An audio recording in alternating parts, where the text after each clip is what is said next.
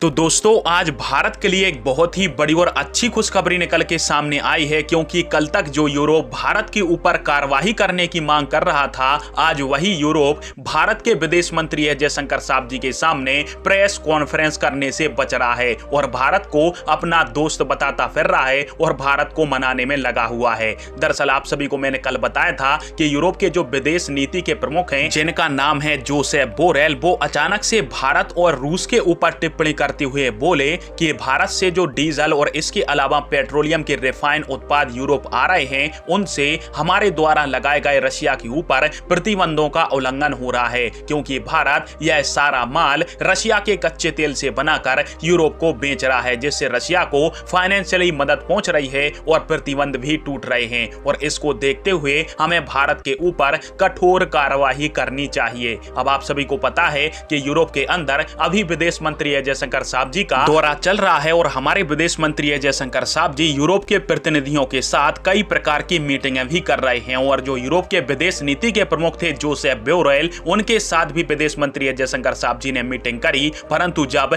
Press conference की बारी आई और भारत के विदेश मंत्री के साथ जब जोसेफ बोरेल को प्रेस कॉन्फ्रेंस करनी थी, तो विदेश मंत्री का डर इनको इतना लगा कि ये प्रेस कॉन्फ्रेंस में इन्होंने भाग ही नहीं लिया और दूसरे प्रतिनिधि को पहुंचा दिया। पर आखिरकार पत्रकारों ने विदेश मंत्री जयशंकर साहब जी से पूछ ही लिया कि जोसेफ बोरेल कह रहे थे कि भारत रशिया के कच्चे तेल के उत्पाद बनाकर यूरोप को बेच रहा है, जिसके ऊपर यूरोप वाले कार्रवाई भी करने के विचार कर रहे हैं। तो इसके ऊपर हमारे विदेश मंत्री जयशंकर साहब जी ने बोला कि हम गलत क्या कर रहे हैं। यदि आप यूरोपीय संघ के नियम को उठाकर देखेंगे और 833/2014 वाला यदि हम नियम पढ़ेंगे, तो आपको पता चलेगा कि यूरोप वालों ने खुद नियम बनाया है कि यदि किसी तीसरे देश के माध्यम से रशिया का कच्चा तेल गुजरता है और वहां से इसको रिफाइन कर दिया जाता है, तो फिर यह रशिया के कच्चे तेल का किसी भी प्रकार का उत्पाद नहीं बचता। और भारत जब रशिया के कच्चे तेल को रिफाइन करके यूरोप को बेच रहा है, तो यह तो यूरोप वालों के नियम के हिसाब से ही भारत काम कर रहा है, तो फिर हमने प्रतिबंध कैसे तोड़े। और जब हमारे विदेश मंत्री जयशंकर साहब जी की तरफ से इस प्रकार का बयान आया, तो यूरोप के जो दूसरे प्रमुख थे जो इस मीटिंग में भाग ले रहे थे, वो कहने लगे कि हमने तो यह बात भारत से एक दोस्त के नाते करी थी और हम भारत के ऊपर